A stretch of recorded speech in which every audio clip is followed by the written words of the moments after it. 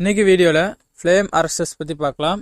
Flame arresters அப்படின்னா என்ன, flame arrester எதுக்காக யூஸ் பண்ணுறாங்க, அது எப்படி ஒர்க் ஆகுது, அதோட மெயின்டெனன்ஸ் என்னெல்லாம் பண்ணுவோம் அப்படின்னு சொல்லிட்டு தான் பார்க்க போகிறோம். ஃபஸ்ட்டு ஃப்ளேம் அரஸ்டர்ஸ் அப்படின்னா என்னென்னு பார்த்துலாம். ஃப்ளேம் அரஸ்டருங்கிறது வந்து ஒரு சேஃப்டி டிவைஸு. நம்ம சேஃப்டி பர்பஸ்க்காக நம்ம ஆயில் அண்ட் கேஸ் இண்டஸ்ட்ரியில் நம்ம வந்து யூஸ் பண்ணிகிட்ருக்கோம். இதை வந்து ஃப்ளேம் ட்ராப் அப்படின்னு நம்ம சொல்லுவோம். இது எப்படி ஒர்க் ஆகுது அப்படின்னா, அன்ப்ரொடெக்டட் ஏரியாவிலேருந்து ப்ரொடெக்டட் ஏரியாவுக்கு வந்து ஃப்ளேம் வாரதை வந்து இது தடுக்குது. எக்ஸாம்பிளுக்கு இப்போ ஒரு டேங்க் இருக்குது, அந்த டேங்கில் வந்து உள்ளே வந்து டீசல் இருக்குதுன்னு வச்சுப்போம். மேலே வந்து நம்ம வென்டிலேஷனுக்காக ஒரு பைப் கொடுத்துருப்போம், அதாவது அந்த வேக்குமை வந்து ரிலீஸ் பண்ணுறதுக்கு ஒரு பைப் கொடுத்துருப்போம். அதை வந்து நம்ம பிரீத்தர்னு சொல்லலாம், இல்லை வென்டிலேஷன் லைன்னு சொல்லலாம். ஸோ அந்த லைனில் வந்து நமக்கு வந்து வெளியே இருந்து ஃப்ளேம் உள்ளே வராமல் இருக்கிறதுக்காக நம்ம வந்து ஒரு ஃப்ளேம் அரஸ்டர் கொடுத்துருப்போம். அது என்ன பண்ணோம் அப்படின்னா, எந்த ஃப்ளேம் அல்லது ஃபயர் வந்து உள்ளே வராமல் தடுக்கும். அதுக்காக தான் இந்த ஃப்ளேம் அரஸ்டர் வந்து அதில் கொடுத்துருப்பாங்க. ஓகேங்களா? ஸோ இப்போ வந்து நம்ம இந்த ஃப்ளேம் அரஸ்டர் எப்படி ஒர்க் ஆகுதுன்னு பார்த்துடலாம். ஸோ இந்த ஃப்ளேம் அரஸ்டர் எப்படி ஒர்க் ஆகுது அப்படின்னா, இதில் வந்து இந்த ஃப்ளேம் அரஸ்டருக்குள்ளே வந்து சேனல்ஸ் ரேண்டம் பேக்கிங் கொடுத்துருப்பாங்க. சின்ன சின்ன சேனல்ஸாக இருக்கும், நிறைய லேயர் இருக்கும், அது வந்து பேக்கிங் சொல்லுவோம். ஓகேங்களா? அந்த மாதிரி கொடுத்துருப்பாங்க. இந்த ஃப்ளேம் வந்து இதில் வந்து மோதும்போது இது என்ன பண்ணும் அப்படின்னா, ஃப்ளேமில் இருக்கக்கூடிய ஹீட்டெல்லாம் அப்சார்ப் பண்ணிடும். ஸோ இது ஃப்ளேமில் இருக்க ஹீட்டெல்லாம் எடுத்துகிட்டு அப்படின்னா மேற்கொண்டு அந்த ஃபயர் வந்து பரவாமல் தடுக்கப்படும். ஓகேங்களா? ஸோ அந்த ஃப்ளேம் வந்து மேற்கொண்டு நமக்கு வந்து பரவாது. ஸோ இப்போ வெளியே ஒரு ஃபயர் நடக்கும் அப்படின்னா அந்த டேங்குக்குள்ளே போகாது. ஓகேங்களா?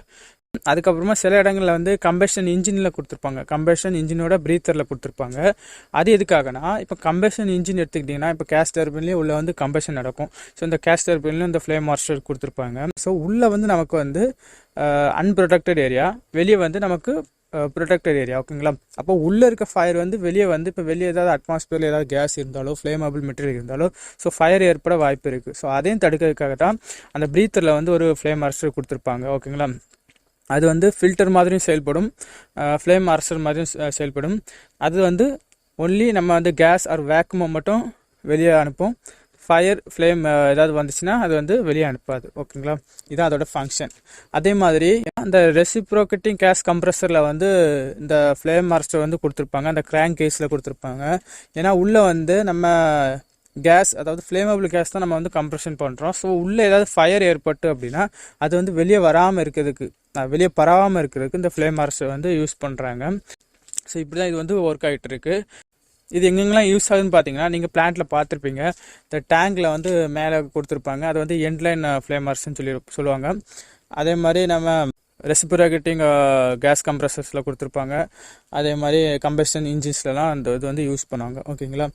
ஸோ இதில் வந்து நிறைய டைப் இருக்குது. மோஸ்ட்லி யூஸ் பண்ணக்கூடிய டைப் என்ன பார்த்தீங்கன்னா, எண்ட்லைன் ஃப்ளேம் அரஸ்டர், அப்புறம் இன்லைன் ஃப்ளேம் அரஸ்டர். இந்த ரெண்டு தான் வந்து மோஸ்ட்டாக யூஸ் பண்ணாங்க. இதில் நிறைய டைப் இருக்குது. அதோட டிசைன், அதோட ஃபங்க்ஷனிங், எந்த இடத்துல யூஸ் பண்ணுறாங்களோ அதை பொறுத்து. இப்போ டேங்கில் மேலே யூஸ் பண்ணால் அதை இன்லைன் சொல்லுவாங்க. அதே வந்து ரெண்டு எக்யூப்மெண்ட்டுக்கு இடையில யூஸ் பண்ணால் அதை வந்து இன்லைன் சொல்லுவாங்க. இந்த மாதிரி சில டைப் இருக்குது. இந்த டைப் வந்து ரொம்ப முக்கியம் கிடையாது. நமக்கு இன்டர்வியூஸில் இந்த டைப்ஸ்லாம் கேட்க மாட்டாங்க. ஃப்ளேம் அரஸ்டர் வந்து ரொம்ப ரேராக தான் இன்டர்வியூஸில் கேட்பாங்க. பட் நீங்கள் தெரிஞ்சு வச்சுக்கணும். எதுக்காகனா, நம்ம பிளான்ட்டில் போகும்போது இந்த ஃப்ளேம் அரஸ்டரில் வந்து மெயின்டெனன்ஸ் ஜாப் பண்ணுற மாதிரி இருக்கும். இது வந்து ஒரு ஸ்டாட்டிக் எக்யூப்மெண்ட்டில் தான் வரும். ஓகேங்களா? மெயின்டெனன்ஸ் ஜாப் பண்ண வேண்டிய இருக்கும். மெயின்டெனன்ஸ் ஜாப் வந்து இயர்லி ஒர்க்காக நம்ம வந்து பண்ணுற மாதிரி இருக்கும். அதே மாதிரி இந்த ஃப்ளேம் அரஸ்டர் வந்து நம்ம அந்த வெண்ட் லைன்லேயோ அல்லது இந்த கம்பஷன் இன்ஜினோட ப்ரீத்தர் லைன்லேயும் நம்ம கொடுக்குறது மூலமாக அது வந்து ஃபில்டர் மாதிரியும் செயல்படும். ஏதாவது டஸ்ட் உள்ளே போகாமல் இருக்கிறதுக்காகவும், ஏதாவது இன்செக்ட் உள்ளே போகாமல் இருக்கிறதுக்காகவும் அது வந்து செயல்படும். ஓகேங்களா? இப்போ லாஸ்ட்டாக வந்து இதோட மெயின்டெனன்ஸ் பார்த்துடலாம். இந்த மெயின்டெனன்ஸுங்கிறது வந்து இந்த ஃப்ளேம் அரஸ்டரை நம்ம இயர்லி மெயின்டெனன்ஸ் ஜாப் பண்ணுவோம். இந்த ஃப்ளேம் அரஸ்டரை நம்ம ரிமூவ் பண்ணி இதை வந்து க்ளீன் பண்ணி நம்ம இன்ஸ்பெக்ஷன் பண்ணிவிட்டு அதுக்கப்புறம் ரீஇன்ஸ்டால் பண்ண வேண்டியதான். அதே மாதிரி இதை வந்து க்ளீன் பண்ணுற ப்ரொசீஜர் வந்து சில இடங்களில் வந்து கெமிக்கல் யூஸ் பண்ணி க்ளீன் பண்ணுவாங்க, சில இடங்களில் டிஎம் வாட்டரை யூஸ் பண்ணி க்ளீன் பண்ணுவாங்க. ஏன்னா இது வந்து எஸ்எஸ் மெட்டீரியல், அந்த மாதிரி மெட்டீரியலில் தான் ஆயிருக்கும். ஓகேங்களா? அந்த பேக்கிங். ஸோ இது வந்து டிஎம் வாட்டர் யூஸ் பண்ணி நம்ம வந்து க்ளீன் பண்ணி ரெண்டாவது வந்து இன்ஸ்டால் பண்ணிடலாம்.